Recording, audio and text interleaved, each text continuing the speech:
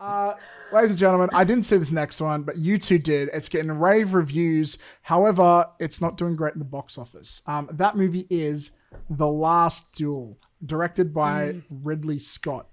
One and only. Jesse, you saw Yes. this one first. Yes. Would you like to kick us off and let us know your thoughts? Yeah, so Last Duel was directed by Ridley Scott, and it's set during kind of like that period piece, like medieval France, and it's about the last duel to the death in France. And Matt Damon plays, I'm going to butcher his name, John D. Cringe. Is that how he pronounce his name, Adrian, or something like that?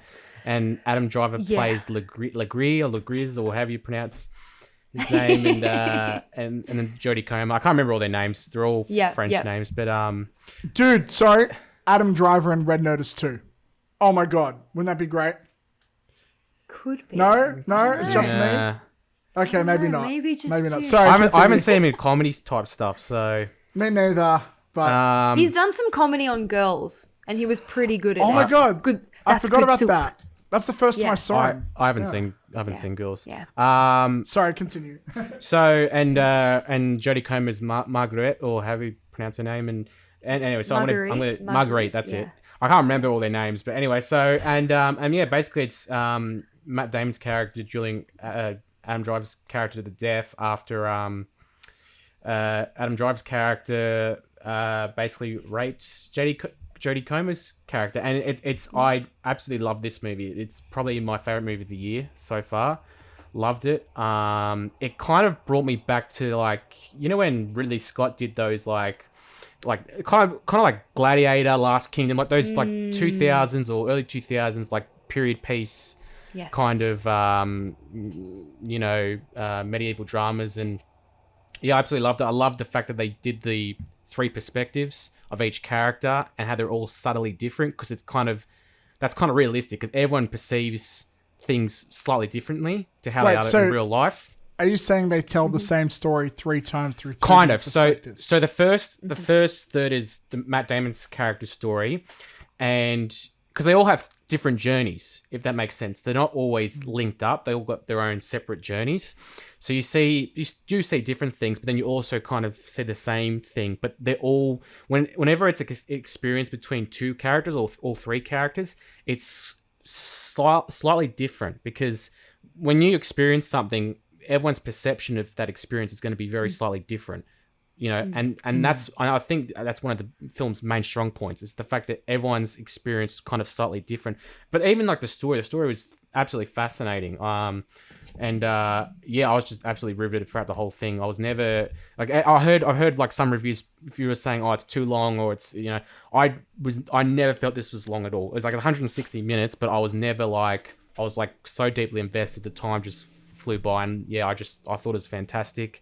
All 3 of them, Comer, Driver, and Damon, they're all fantastic, brilliant. I was on the edge of my seat. I loved it. So awesome. Yeah. 80, you want to piggyback off that? Sure. I'm a big Ridley Scott fan. I adore that man, and I love his style, his attention to detail, and I love his use of strong female characters. It's really great to see a film address such a serious issue that back in the day, for this to get to the height that it did, it really is fascinating in itself. But getting to see it from each of their perspectives, and how you see through Carouge, which is Matt Damon's character. You see through his eyes the way he sees himself, which is this loving, adoring husband. And then once you see it through Marguerite's eyes, he's not like that at all. And then when you look through Jacques' eyes, the rape was only a little bit of a rape. It wasn't, she was sort of asking for it, which is not really. It was still bad. I think so. Oh, yeah, but through his eyes. Like, okay, yeah. When it wasn't as bad. Yeah. Yeah, so for him, he knew that what he had done was a rape. Yeah. But for him, it wasn't that bad. She was being a bit more playful like, about it. Like, she was, like, taking off her slippers. She was walking up the stairs slowly, you know, kind of almost seductively. Oh. Whereas in her version, she's, like, running. Her slippers fall off her. She's scrambling up the stairs. She's running. There's got, like, the music in the background as he's coming up the stairs. Man, that scene was just hard to watch. Like... It's incredibly It was powerful. hard to watch. Are they going for? Do you think they're going for like some like commentary on like the Me Too movement or anything like that, or a little bit? Potentially, like, it just reminds me of there was a kind of famous situation with Aziz Ansari a few years ago. Yeah, I remember this. Yeah, for those who don't know, it was a simple. You know, he went on a date with a girl. I remember this. He made a move. She was like, "No, thanks." Time passed. He tried to make another move. She's like, "No, thanks." He's like, "Cool." Text her the next day. Had a great time last night. Blah blah. And she's like, "That was a traumatic experience for me." And he's like, "I had no idea. I thought we were chill." And then it was like this huge. And I know it was right after Louis C.K. and all that. So obviously it blew up. But there was this interesting debate or conversation that went around. It's like, who was in the wrong? Should have she said something that was more clear so he knew, or should he have understood the signals, you know? Yeah. Like maybe it's not her, maybe it's not up to the woman to say outright what it is. You should be able to pick it up through context. And that was a very interesting conversation. And it's interesting to see a film. I've never seen a film highlight it in the way you guys are describing it, where you see two different perspectives. And that's really interesting. I did not expect that from a movie like this. Like, it's got the word duel, so I'm just like, oh, it's going to be a sword fight. You think it's going to be like, swords and action and stuff. And it does have that. It was pretty good. It definitely does. The 3 acts were done very well, and I had never seen anything like this, and I thought it was very important. And I think almost every woman is going to have a personal way she relates to this. But I love that Ridley Scott took the time and the budgets that he has access to make a picture like this. The actors were brilliant. I love when Ben Affleck plays an asshole. Oh, Ben Affleck is so good in this. I like this series like to Adam. Good. I like the series like to Adam Driver. Take off your pants. Yeah, take off your pants. And he's got like all these naked women on his bed. Oh my God. He looks like a Newtown hipster, and he's got this bleach blonde mullet. Like, that's the only way I saw him. I thought he weirdly suited it, but I really liked his performance in this.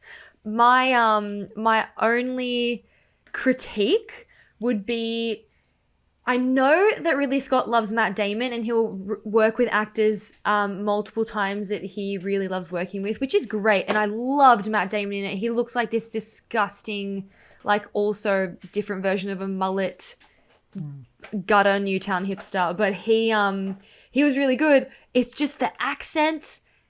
American actors do have a hard time pulling off British accents very effortlessly. So a lot of the times, Adam Driver did it too, but not as much as Matt Damon. He'd be like, "My lord, we just won this battle in the park.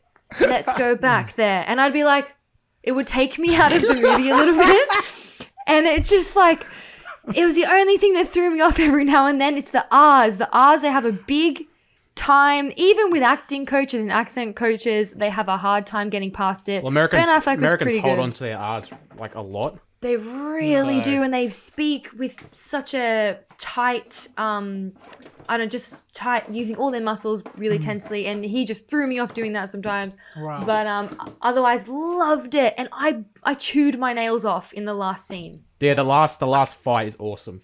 I didn't look up who won. I didn't look up the true story. Is the fight between Ben Affleck and Matt Damon? No, it's between Adam Driver and Matt Damon. But Ben Affleck was originally supposed to play Adam Driver's role, but they had to switch it because Ben Affleck had commitments to another movie, so he played the smaller role.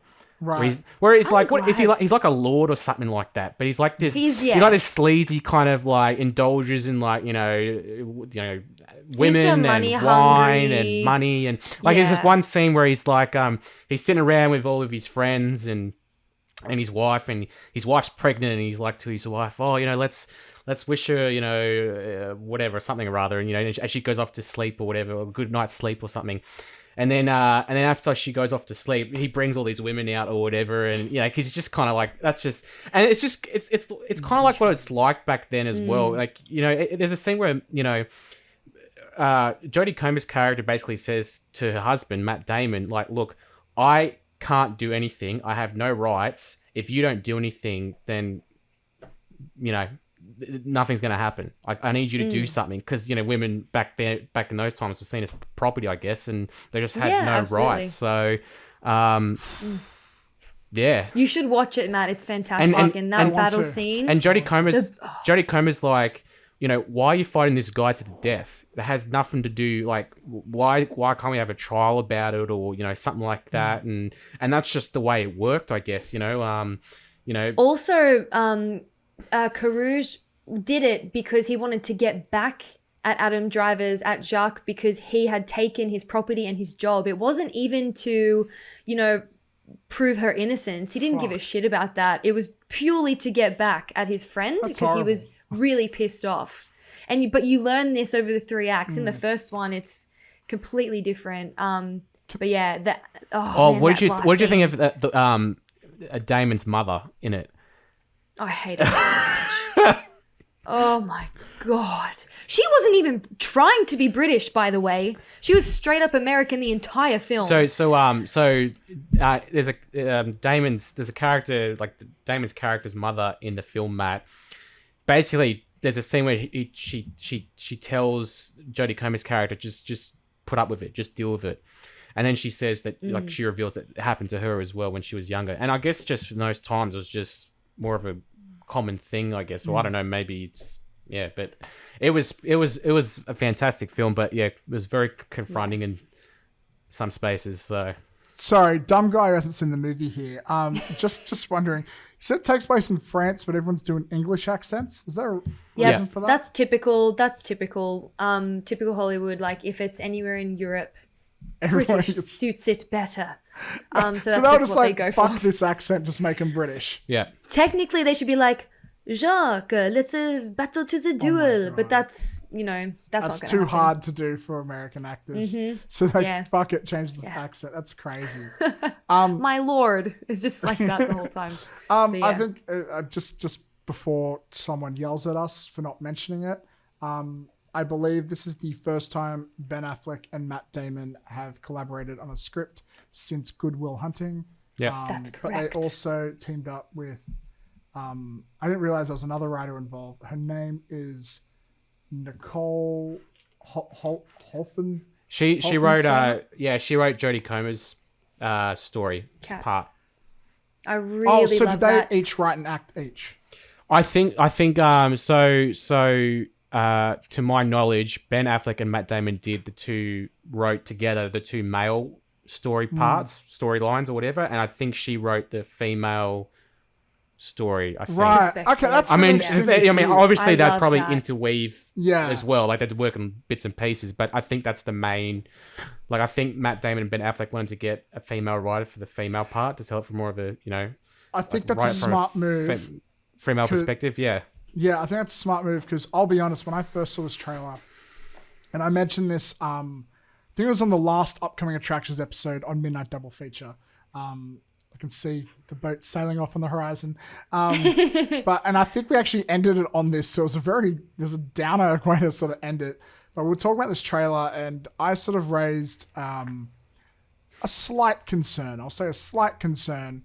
And it's like, I really hope they handle this story very delicately because the whole idea, it's centered around a rape and then a man coming in trying to defend her honor or something. Feels very white knighty. And in this politically correct day and age, that could be looked down upon, and if not done tastefully or not done appropriately. So to hear that they had a female writer in the room, especially to deal with those elements, I think, and I think that's a good move. And to hear how they added all this sort of commentary and different perspectives in it, it really sounds like it's done very They put a lot of thought into it, so They did. It's good to hear. The attention to detail in every single aspect of this film is second to none. So you should definitely watch it. And I hear it's a real return to form for Ridley Scott. So and the fight scenes are good as well because Damon's character is kind of like a war hero kind of thing. He's fought lots of battles. Like you see his body all scarred up and stuff. And there's some because I thought when I was watching this movie, I was like thinking, is the only like battle type scene just going to be the Last Duel? And then it goes through his earlier battles. There's one he has with when he's with Adam Driver, and those are like really well done, really gritty. Yeah. So I was like, that's a nice, inclusion. I like to see battles, like medieval battle scenes. So I'll ask one last question. Do they touch on why it's the Last Duel? Because it was a Last Duel in France, the Last Duel to the death. No, but like, did something happen to make them go, we can't have duels anymore, or just happens to be the Last Duel? They sort of allude to the fact that there are outdated practices that they don't do anymore because they're just barbaric or whatever. But this one they actually find is still legal. So that's what Matt Damon decides to do. So you're like, so it's like if right now, like, we've left it all behind us and someone's like, actually I found a loophole that says I can kill you. So yeah. So dude, what the fuck are you doing? You can't just go around killing people. No. In the Constitution, in subsection B, it says I can fight you to the death. I thought they had outlawed it, but they made an exception for Matt Damon's claim. Like the guy says something like it's been outlawed, but they made it like an exception for Matt Damon's claim or something like that. So I'm pretty dead set. They talk about how they mention like the law itself in that court hearing. But maybe I'm not remembering correctly. Maybe either way, he passed it. The king was like, "Yeah, let's do it." Yeah. Holy shit.